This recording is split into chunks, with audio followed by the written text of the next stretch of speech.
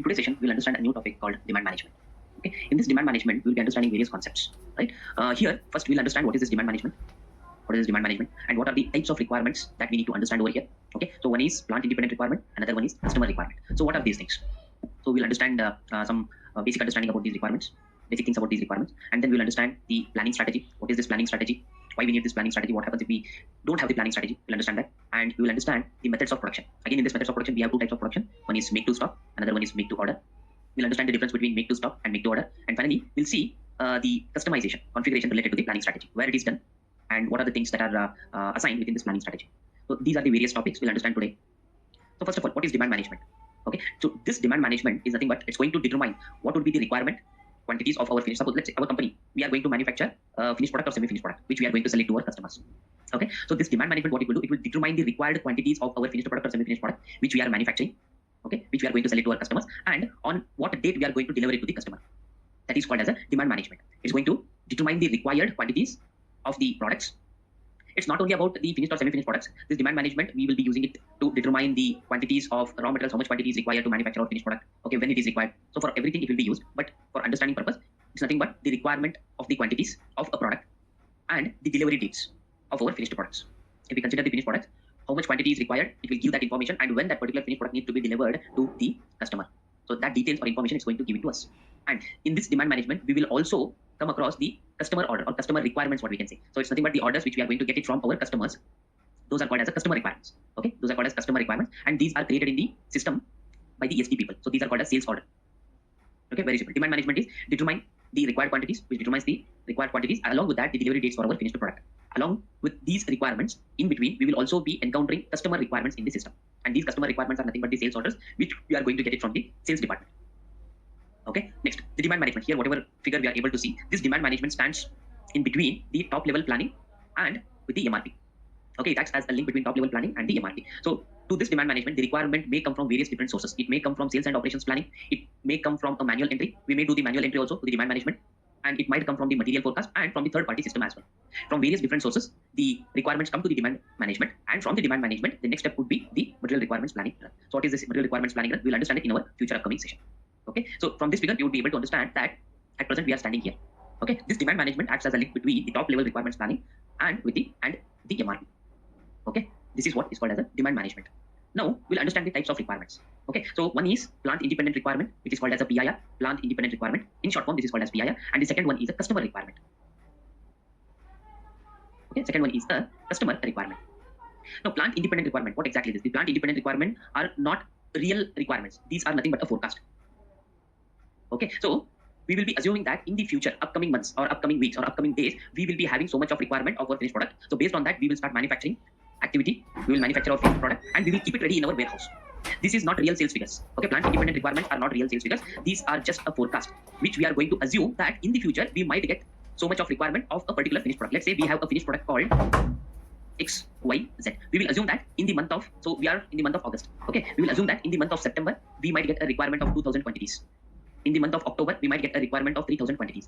In the month of November, we might get a requirement of again 2,000 quantities. And in the month of December, we might get a requirement of 5,000 quantities. So we are assuming these things. These are not actually real sales figures. So how we are going to assume these things? So this will be done based on the company's previous year's sales history and based on the previous experience of a business user or a business owner. Depending on these conditions, the future sales figures will be defined as a plant independent requirements, which are nothing but a forecast. We are forecasting it. Okay, so these are not real things, but we are forecasting it. What we will do, in the month of September, we will manufacture 2,000 quantities of our finished product. This is our finished product. Okay, we'll manufacture our finished product and then we will store this in a warehouse. We'll store these quantities. As soon as we manufacture, we will store them in the warehouse. And whenever the real customer order comes, then whenever the customer gives us the order, then we are going to deliver to the customer from the warehouse where we have stored all our manufactured quantities. That is called as a plant independent requirement. Okay, as we already discussed, the plant independent requirement, nothing but a PIR, may come from various sources, which we discussed in previous slide. Okay, it may come from a sales and operations component, or it may come from the material forecast, or we can do the manual entry using transaction MD61. Okay, manual entry is also be done using transaction MD61, and these plant independent requirements may come from the third party system as well, which is a non-SAP system. Okay, which is linked with SAP. Whenever they put the demand in the third party, so that value will come to the SAP and it will be shown as a plant independent requirement. Okay, this is one type of the requirement, PIR. In short form, it is called as a PIR. There is another type of requirement called as the customer independent requirement. So this is nothing but the customer order, or it's also called as a sales order. Okay, it's also called as customer. It's also called as customer order or a sales order. These orders, whatever we are going to get directly from customers, okay, which we are going to get directly from customers, these are the real sales figures. Okay, they will give order for 500 quantities, they will give order for 600 quantities. Depending on that, we will manufacture that much of quantity and we will deliver it to the customer. Let's say there is a customer A. Okay, he will give an order for 6,000 quantities of my finished product XYZ. So this is a real sales figure. This is a real quantity. What we will do, we will manufacture 600 quantities of my finished product XYZ of a finished product, and then we will deliver it back directly to the customer. We are not going to store it for more time within our company. As soon as we manufacture this finished product of this much of quantity, what the customer has given the order, and we will deliver it back to the customer. That is called as a customer independent requirement. Okay, so these are the types of requirements which we need to understand, because when we start working with SAP, we will be dealing with these requirements in most of the cases. Okay, for an example, I'll show you how these plant independent requirements will look like in SAP. Okay, anyhow, the customer requirements will be created by the SDT. Sales and distribution module people will be creating the customer independent requirement. So in our case, we will create these sales orders when we go to our next upcoming session. So this sales order will be created using transaction code BA01. Okay, we will see this in our next upcoming session. As of now, I'll just show how these plant independent requirements will look like. Okay, so let's go to SAP.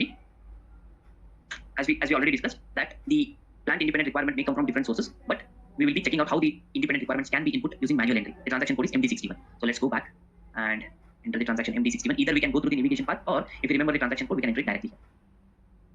MD60. So before entering the requirements, let's check if any requirements that already exist for our finished product. Okay, to check the requirement, we will be using transaction code MD04. Okay, we'll be using transaction code MD04 for our finished product. So let's check the status of our finished product in MD04 transaction, and then we will enter the requirements using MD61 transaction. Okay, so we'll go back. So let the screen be open. I'll open one more session here, MD04.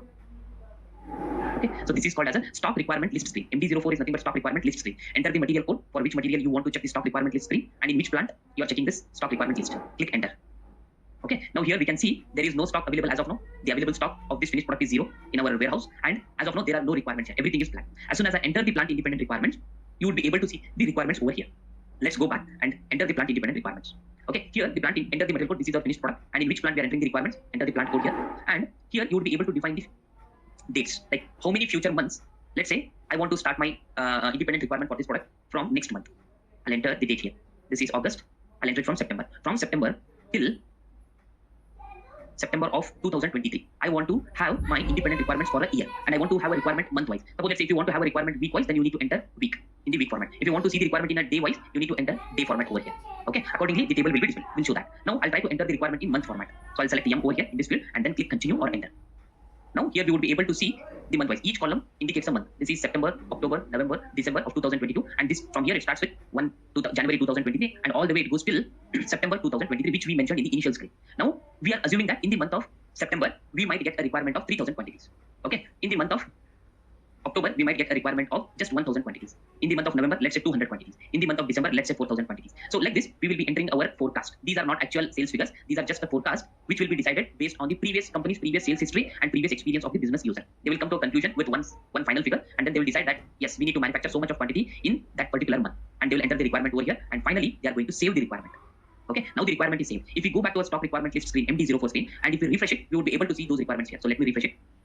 Okay, so these are the requirements which are coming from the demand management. And here we can see independent requirement. It is as it is showing the MRP element over here. This column is called MRP element column, and here we can see the requirement is independent requirement, and this particular requirement is indicated with minus sign. Any quantity with a minus sign in this particular screen, stock requirement list screen, is called as a requirement. Okay, we need to manufacture this much of quantity in this particular month, and then we have to store it in our warehouse. As soon as we keep on manufacturing our finished product and storing it, this particular stock quantity will keep on increasing. Okay, and in between, whenever the customer order comes over here, sales order comes over here, so those sales orders will be satisfied from the stock whatever we have manufactured. We will see this particular scenario in the next upcoming session. Okay, as of now, we just need to understand how the requirement will look like in the SAP system. Okay, so this is how it looks like. Now, here we understood the types of requirement, and here the customer requirement we will create it in the next upcoming session. Okay, so let's proceed ahead. Now we need to understand what is this planning strategy. So whatever activity we executed now in the SAP system, okay, filling up the requirements, bringing those requirements to the demand management. So everything is happening because of the planning strategy which is assigned to my material master. Okay, now before jumping into this planning strategy, just let's go back to the previous slide as we understood, right? So now what I did previously, I entered the requirement manually. Those requirements came into the demand management. The next step would be running the MRP for my demand management. So what happens when we run MRP? We'll understand it in the upcoming session. Now we are actually standing here when we see our system. So requirements came from the top level planning to my demand management. Here we can see our requirements. Okay, now let's jump back to our planning strategy topic. Okay, so what is this planning strategy? Basically, whatever activity we performed just now, filling up the requirement and getting those requirements into the demand management. So everything is happening because of the planning strategy. Okay, without this planning strategy assigned to my material master, we cannot execute the demand management. It is allowing me to execute because I have already assigned one of the planning strategy to my material master. We will see that. Okay, it's very, very important. If at all the demand management has to work properly, then the proper planning strategy has to be assigned to my material master. Okay, and this planning strategy is always represented with a 2-digit code.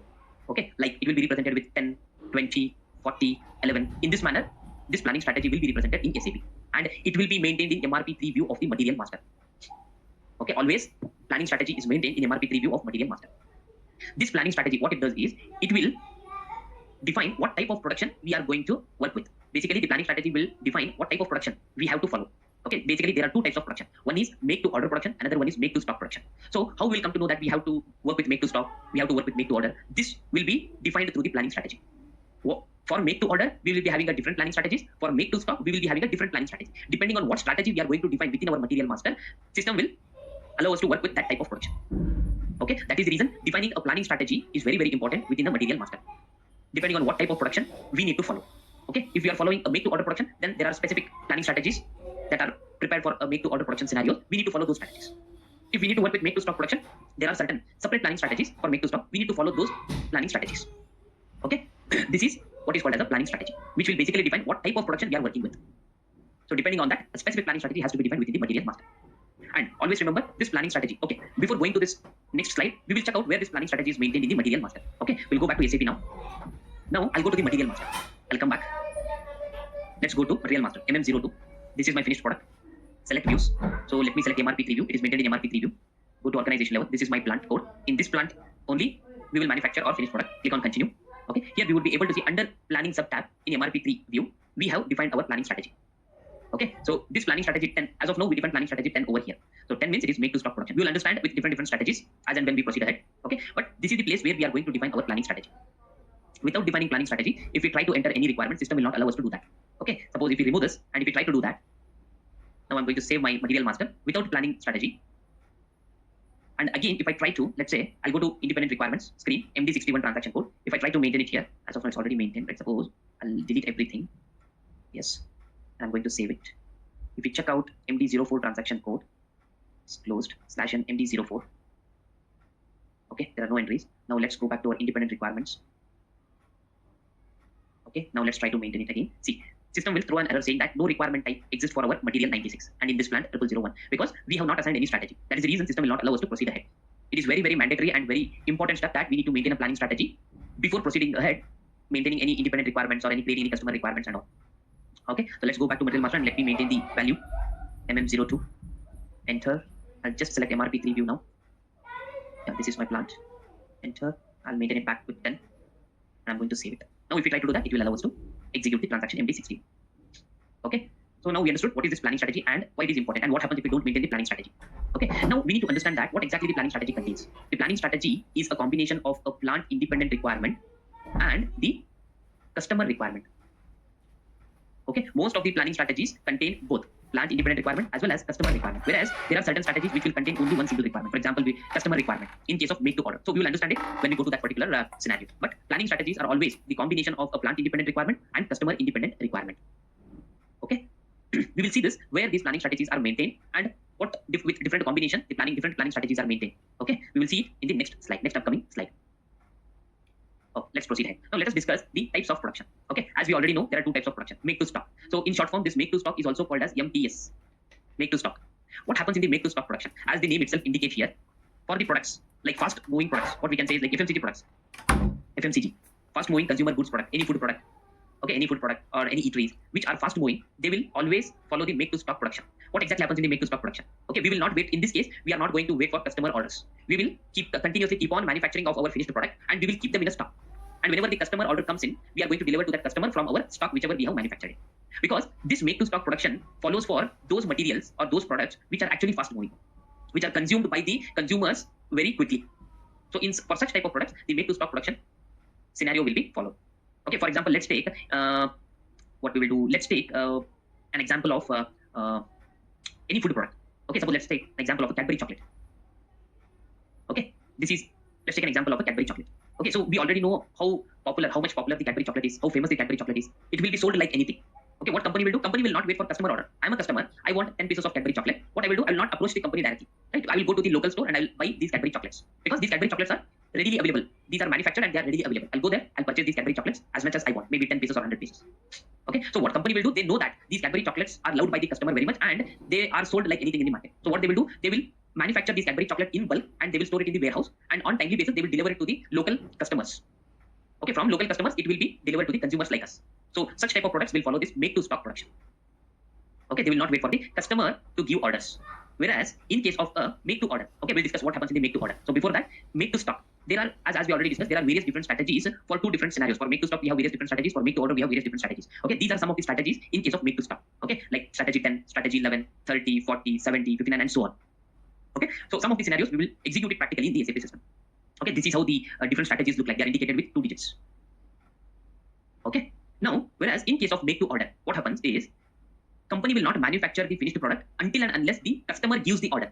Okay, such type of strategies, this type of make to order strategies will be followed. For example, let's say within the chocolate itself, we will be having very costly chocolate. Let's say there is one chocolate XYZ, which is not consumed by common people because this chocolate is very costly. The cost of the chocolate is very high, and it will be consumed only in a specific area of that particular state or a country. Okay, let's say let us consider that specific state or a country. It is consumed in a specific state or a country, and the cost of this chocolate XYZ chocolate is very, very high, and it is not consumed by a common people like us. Okay, let's say per piece of this chocolate costs 1,000 rupees. Let us consider that. So in such case, what happens? As it is not consumed by common people, so what company will do? Company will not manufacture this costliest product because this is not a fast-moving product. Though it is a very good product, good quality product and all, but it's not a fast-moving product. So company will wait for a customer to give the order. Let's say there is one dealer. He will always get the orders from local customers for this chocolate. Let's say monthly he will get an order only for 50 pieces. Until and unless this local dealer gives the order to the company to manufacture this costliest chocolate, they will sit idle. They will not manufacture it. Once they get the order from the local dealer, it's nothing but a customer order again. Then they will start manufacturing this costliest chocolate, and once it is manufactured, that costliest chocolate will be delivered to this particular customer. That is what happens in the make to order scenario. As the name itself indicates, make to order means the product will be manufactured only when the sales order comes into the picture. Only when the company gets a sales order from the customer, then only they will start manufacturing it. Once it is manufactured, that will be delivered to the customer. Okay, this is what happens in the make to order scenario. Okay, now if you check out again for make to order, we will be having a different strategies. These are some of the sample example strategies. These are some of the examples of make to order strategies: 20, 50, 52, 60. Okay, so we will be executing a couple of the strategies in our next upcoming session, and we'll understand how make to order scenario will work. Okay, so this is how the make to stock and make to order scenario differs. Now, make to stock and make to order scenario differs. So you would be able to understand it now. What is the difference between this MTS and MTO concept? Okay, let's go ahead and let's check out a small customization part related to this planning strategy. As we already discussed in one of our previous slides, that this planning strategy is a combination of a plant independent requirement as well as a customer requirement. Okay, now we will see that where it is defined. Okay, so here in this particular slide, we have shown an example of one planning strategy, 40. Okay, it is a combination of, this is a PIR, combination of plant independent requirement, and this is a customer requirement. In turn, these requirements are again linked with the requirement classes. Okay, plant independent requirement is linked with a different requirement class, customer independent requirement is linked with a different requirement class. Where these are linked, how they actually look like in SAP, we will see it now. Okay, so let's go back to the SAP. So for that, we have to go to SPRO. So this is done in the configuration. SPRO.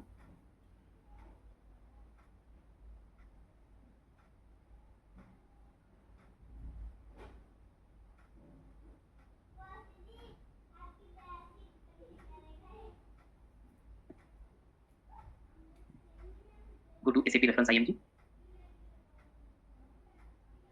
Okay, so let's scroll down and go to production path.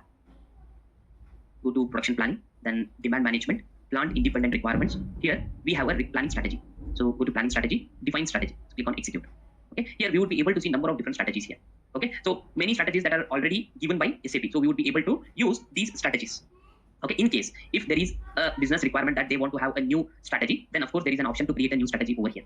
With the help of this new entries, we can create a new strategy depending upon business requirement. Now, one thing what we need to understand here is, for example, let's take the example of strategy 10. Okay, so as we discussed, it is a combination of a plant independent requirement and customer independent requirement. This column represents the plant independent requirements. This column represents the customer requirement. Here we can see particular strategy is a combination of PIR and customer independent requirement. Suppose let's say, let us select this and let's go to details. Click on details here. Now we discussed that in turn, these requirements are linked with the requirement class. Now here, this planning strategy 10, it is linked with the requirement class 100. And customer requirement KSL, it is linked with the requirement class 030. In turn, these requirement class will control what actions will be performed when we are working with this particular strategy. Now here we won't be able to edit any of these requirement class, and where we can do this. This is done in a separate configuration step. Okay, so now here just we need to understand that it's strategy is a combination of two different types of requirements. In turn, these requirements are assigned with a respective requirement classes. Now, if at all we want to see what are these requirement class, we need to go back, and here we have a path for requirement types and requirement class. We need to go here, maintain requirement classes. Click enter, execute it. Now, the screen which is going to display here, you will be able to see different requirement classes. Here, these are the different requirement classes. So these requirement classes are defined here in this configuration step. In case if you want to define a new requirement class, we can define it over here. And these requirement classes will control different options over here. You will be able to see different options, whether if you want to have a planning indicator, whether what type of consumption indicator you want. Accordingly, depending on the business requirement, if any new requirement need to be created, these particular column options we can use it. Okay, independent requirement reduction, how we want to reduce the PIRs when a particular strategy is being used during production activity. So everything will be decided using this requirement class, and this requirement class we will be assigning it to our requirements in this step. Define requirement types and allocate requirement classes. So go here, the top step. Here for each requirement type, requirement classes are assigned. Okay, in this step we can edit it, but in the first step what we discussed, where we saw our planning strategies, there we cannot edit it. But please do not go and edit the standard settings. Always try to copy from the standard settings, and you can create your own new strategies or new settings in case if you are trying something new. Okay, so each requirement type, for example, LSF. For LSF, what we saw, the requirement class assigned was 100. If we scroll down, or if we search it using this option, click on position and type here LSF.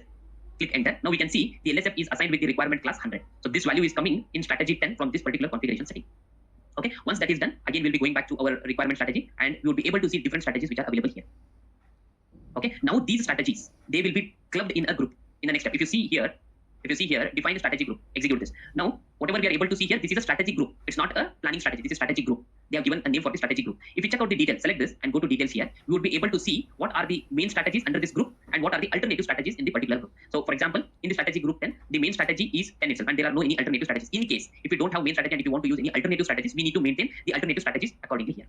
Okay, we can maintain up to 7 alternative strategies in a group. Once we maintain this strategy group in the configuration, then we will go to material master. So let me go back to material master here.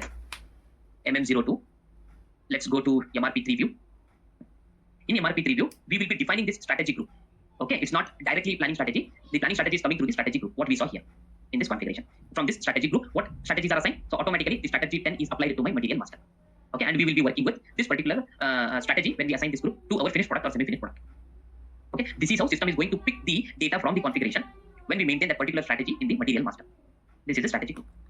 Okay, so till now we understood the overview of demand management, the definition of demand management, why it is important, and where exactly it is standing in the planning activities, and what are the types of requirements, what is planning strategy, what are the different strategies that are available in the system. We also saw the configuration of the planning strategy, where it is maintained. Okay, and we understood methods of production. What are the methods of production that are available? Make to stock and make to order. Okay, we saw the differences between make to stock and make to order scenario. When the make to stock is used and when make to order is used. Okay, in our next session, we will start executing these scenarios: make to stock scenario and make to order scenario. Both of these scenarios. Okay, so that's it for today's session. Again, we will meet up in the next session with a new topic. Till then, see you. Bye bye. Thank you.